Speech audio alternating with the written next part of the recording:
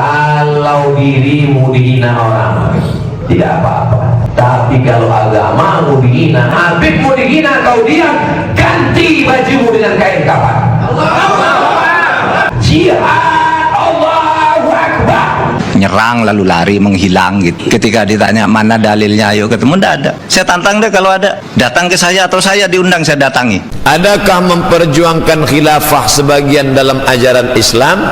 Buka kitab fiqh, Kitabul Khilafah, kitab yang paling tua tentang masalah bagaimana cara mengangkat pemimpin. Kalau benar Anda menemukan satu sistem yang diajarkan secara persis oleh Al-Quran, Al-Hadis tentang khilafah, saya jadi pengikutnya. Kalau sekarang lagi heboh hiruk pikuk begal nasab, tidak terjadi dan tak berlaku di bumi Lancang Kuning Riau. Ba'lawi kalau bagi saya bukan turunan Nabi, karena dari filologi jelas ya, kemudian dari historik jelas, juga DNA yang terakhir itu. Jadi saya tidak percaya. Di tubuh Anda mengalir darah Rasulullah, ya. Di dalam tubuh saya mengalir darah Rasulullah. Kenapa? Ha? Iri. Karena cinta kita kepada kakeknya, darah mereka mengalir dalam cucunya. Nah, yang khurafat-khurafat itu menurut saya harus diakhiri, karena menimbulkan fitnah kan. Bagaimana menjatuhkan pemimpin, bagaimana mengangkat wazir. Nama kitabnya Al-Ahkam As-Sultaniyah, hukum hakam kesultanan, ditulis oleh Imam Al-Mawardi. Saya akan mengkampanyekannya, tapi pasti itu tidak ada, karena saya sudah berkeliling pesantren, berkeliling perguruan tinggi. Saya tanya mana sih dalilnya, tidak ada. Tegaknya khilafah, maka selesailah masalah. Bahwa al-khilafah adalah bagian daripada ajaran Islam. Hizbut Tahrir didirikan oleh Syekh Taqiyuddin Nabhani dari Palestina. Kita nggak usah pakai sistem partai-partai, nggak usah pakai demokrasi, langsung aja kita musyawarah, kita angkat langsung imam. La ilaha illallah. Pengganti Nabi Muhammad SAW jenenge khalifah. Sistem pemerintahannya namanya khilafah. Siapa yang berani membantah dalil-dalil ini tadi? Siapa? Paling besok bikin medsos dengan cara kampungan, lalu memfitnah Mahfud anti-Islam gitu. Nggak bisa, justru saya ini Islam, makanya saya membela orang Islam yang banyak. Siap bela agama, siap bela ulama, takbir. Itu saya ngopi gaya Habib Rizik Syihab. Jadi sekali lagi, bahwa konsep khilafah adalah merupakan bagian daripada ajaran agama Islam, dan ajaran agama Islam adalah ajaran yang dilindungi oleh konstitusi. Tentang kita harus lawan, kita harus lawan. Kalau tidak ada para habaib, negeri ini tetap dijajah oleh Belanda. Kalau tidak ada para habaib, negeri ini tetap dijajah oleh Belanda. Cerita Habib ini tidak pernah ada di dalam sejarah, kecuali dulu menjadi Usman Yahya itu menjadi muftinya Belanda. Habib Utsman pengkhianat atau pejuang? Pengkhianat. Pengkhianat atau pejuang? Pengkhianat bangsa. Pengkhianat atau pejuang? Itu pengkhianat besar. Yang mengharamkan kita melawan Belanda justru itu Habib, yang jelas itu tertulis dalam sejarah. Nggak ada fatwa Habib Utsman yang mengharamkan jihad, nggak ada, ya ikhwan. Jadi jangan terlalu naif, ditambah-tambahin, didramatisir, seolah-olah Habib Utsman nih dekat sama Belanda, dibayar Belanda, antek Belanda, fitnah. Mudah-mudahan kecintaan saya kepada keturunan zuriat Rasulullah SAW membuat saya bisa bersama dengan kakek mereka, Sayyidina wa Maulana wa Syafi'ina wa Dzukhrina wa Qurrati A'yunina Muhammad sallallahu alaihi wasallam dalam surga Jannatul Firdaus.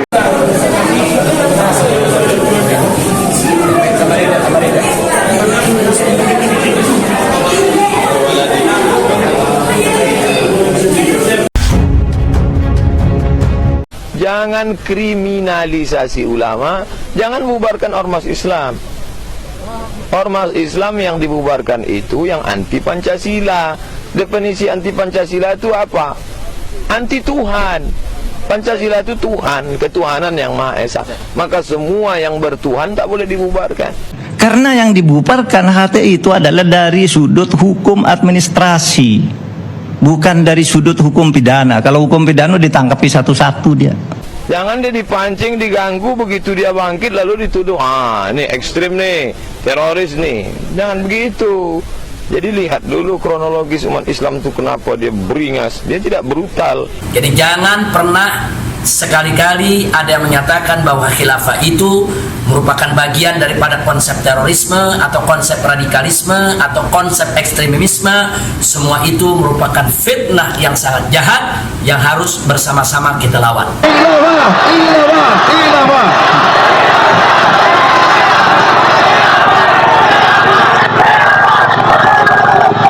Patokan dasar dalam perjuangan Islam itu substansinya, bukan simbol-simbolnya, bukan namanya, bukan benderanya.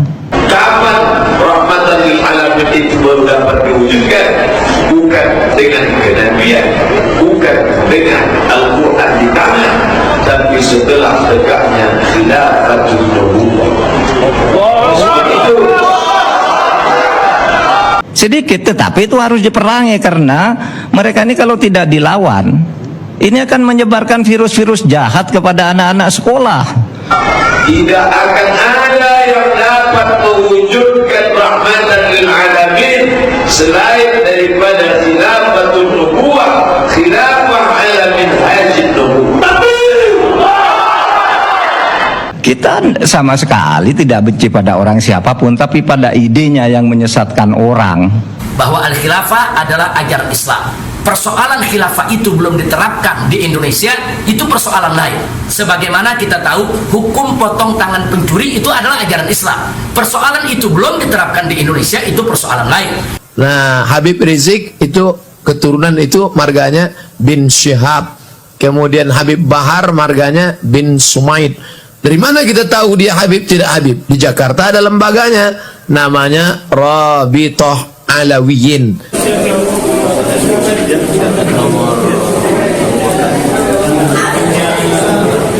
Habib itu meskipun mabuk, berzina, itu jangan dimarahi, karena kalau Habib itu pasti masuk surga. Aduh, dari mana? Dan ini tidak ada yang menjawab bahwa ini tidak benar gitu. Tidak ada Habib yang menjawab gitu, bahwa ini loh yang dikatakan. Kan tidak ada tuh yang menjawab. Orang-orang yang memfitnah Ba'alwi, memfitnah Habaib, jangan sembarangan kalian katakan kalau kami didoktrin sejelek itu oleh orang-orang tua kami. Dusta kalian. Kuliyo berdagiqah kulladhah makan hujanna. Habib sorgo kabeh. Habib sorgo kabeh. Untuk jaminan masuk surga selama nasabnya itu benar, maka insya Allah dia tidak akan meninggal kecuali husnul khatimah. Semaksiat apapun, sesesat apapun. Indonesia pencinta Habib. Kalau sampai kita menyakiti Habib, keturunan Rasulullah SAW, na'udzubillah, mudah-mudahan kita menjadi para pecinta habaib. Jangan kemudian diartikan kalau suatu ajaran Islam belum diterapkan di Indonesia, berarti itu harus ditolak, berarti itu bertentangan dengan Pancasila. Ini pengertian yang kerdil dan ini pengertian yang sangat berbahaya. Setia kepada kalimat tauhid, kalimat la ilaha illallah. Mudah-mudahan kecintaan kita para habaib zuriat Rasulullah kita mendapatkan syafaatnya insyaallah. Saya kemudian tersinggung dari itu ketika peran ulama-ulama Indonesia dan para pejuang Indonesia itu diremehkan. Namanya Habib Lutfi bin Yahya. Oh ya, dia habaib, tidak meninggalkan syariat. Muhammad bin Muhammad Bahauddin Naqsyabandi Husaini. Solusi penyelesaian umat ini hanya khilafah. Pernyataan Ustaz Abdul Somad itu mungkin sudah daluarsa. Habib Rizik Syihab itu keturunan Husain. Ketika tanggal 17 Agustus Soekarno membacakan teks proklamasi mendeklarasi daripada kemerdekaan Indonesia, beliau di hari Jumat itu, ba'da Jumat beliau fatwakan, sekarang saya fatwakan setiap tanggal 17 Agustus wajib pasang bendera merah putih di rumah-rumah kalian. Siapa yang nyuruh? Itu fatwa Habib Ali bin Abdurrahman Al-Habsyi Kuitang. Bung Karno pulang dari Dalat, dijanjikan kemerdekaan, lalu terjadi sini tarik-menarik antara pejuang. Diculik oleh pemuda itu, nggak ketemu Habib siapa, diculik, dibawa ke Rengas Dengklok. Pokoknya merdeka sekarang, kata Bung Karno, ntar dulu. Bendera merah putih, siapa yang memberikan instruksi kepada Bung Karno untuk membuat bendera merah putih sebagai bendera Indonesia? Itu adalah fatwa Al-Habib Idrus bin Salim Al-Jufri Palu Al-Khairat. Laksamana Maeda itu yang minta Bung Karno, Bung, kalau Anda mau rapat untuk merumuskan proklamasi besok pagi di rumah saya aja, bukan Habib, nggak ada Habib. Indonesia ini merdeka berkat perjuangan para habaib, berkat perjuangan para habaib. Tapi kemerdekaan bangsa ini adalah hasil perjuangan habaib, hasil perjuangan habaib. Indonesia merdeka berkat perjuangan para habaib, berkat perjuangan para habaib. Jadi Anda jangan berpikir, ini habaib di Indonesia jasanya apa? Banyak, itu yang baru kecatat. Rasanya nggak ada tuh Habib-Habib waktu itu. Saya nggak tahu ya Habib siapa ya yang ikut-ikut begitu itu. Berjuang kemerdekaan Indonesia itu. Berjuang kemerdekaan Indonesia itu. Yang namanya terkenal ya, Jepang lebih banyak membantu daripada Habib. Kalau Jepang tuh memfasilitasi kemerdekaan itu sejak awal masuk. Minta agar lawan tuh Belanda karena kita bangsa Asia, bangsa yang sama dengan mereka. Kan itu Jepang. Indonesia ini jadi aman, jadi merdeka, jadi makmur itu karena kenapa? Karena ala tariqatil habaib. Karena ala tariqatil habaib. Pada waktu berkumpulnya para ulama untuk menentukan bendera Indonesia ini yang pantas berwarna apa, maka Habib Hussein bin Abu Bakar Al-Idrus ini membuka kitab Sahih Bukhari, mengutip sabda Nabi, kemudian memberikan keputusan yang disepakatin oleh para ulama. Bendera Indonesia ini adalah merah putih. Tapi siapa yang berjuang? Siapa yang berdarah-darah? Siapa yang mati-matian merdekakan negeri, saudara? Mereka habaib, mereka habaib. Ubaidullah. Lalu kemudian punya anak namanya Alawi. Maka keturunan daripada Alawi ini disebut dengan Alawi. Iya itu yang saya rasakan, saya terpukul tuh marwah kebangsaan saya itu, marwah bahwa nenek saya dilecehkan, dianggap pemimpin saya, guru-guru saya, kiai-kiai saya dianggap kepalanya tuh di bawah Habib gila sekalipun kan Habib gila pun, kalau turun Nabi gila sekalipun nggak apa-apa itu masuk surga kan gitu.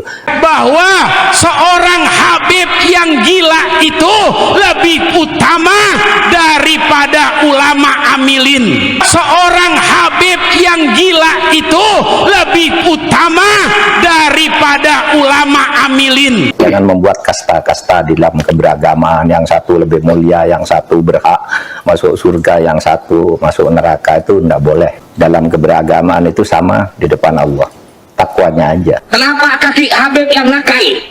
Kenapa kaki Habib yang narkoba, yang maksiat, yang nakal, yang kotor dibandingkan kepala kiai yang pakai sorban masih lebih mulia? Kenapa kaki Habib yang maksiat tersebut? Yang tidak percaya kepada habaib, ya kafir hukum. Yang tidak percaya kepada habaib, fitnahnya apa? Misalnya itu mendirikan kuburan-kuburan itu karena si Habib itu yang dirikan kuburan-kuburan itu sebelumnya pernah berfatwa bahwa Habib itu meskipun sudah mati mendatangkan uang, kan gitu kan? Itu kan fatwanya waktu itu agar orang menyembah. Lah, kok ujung-ujungnya lalu membuat kuburan agar orang bersedekah di situ, kan tidak benar. Kita putuskan, Bapak berdua ikhlas nggak ini kita eksekusi?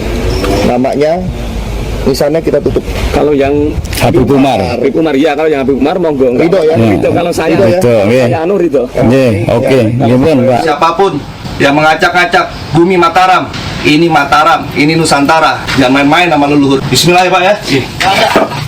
Habib Umar bin siapa nggak ada. Kalau mereka mengatakan sejarah lalu tidak ada tindak pidananya, tetapi kalau sengaja memalsukan sejarah itu namanya berita bohong.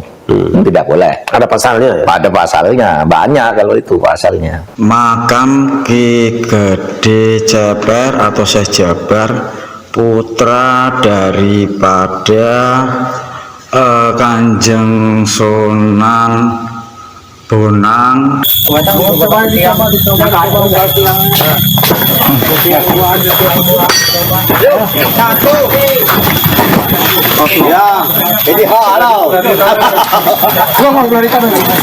Bahwa siapapun kalau bersalah ya dihukum, kan begitu.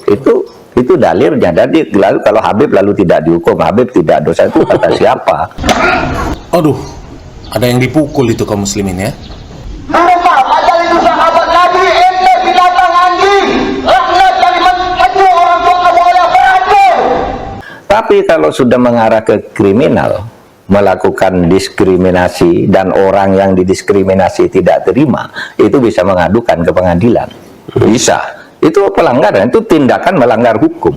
Menganggap satu ras, satu suku lebih rendah dari kelompok lain.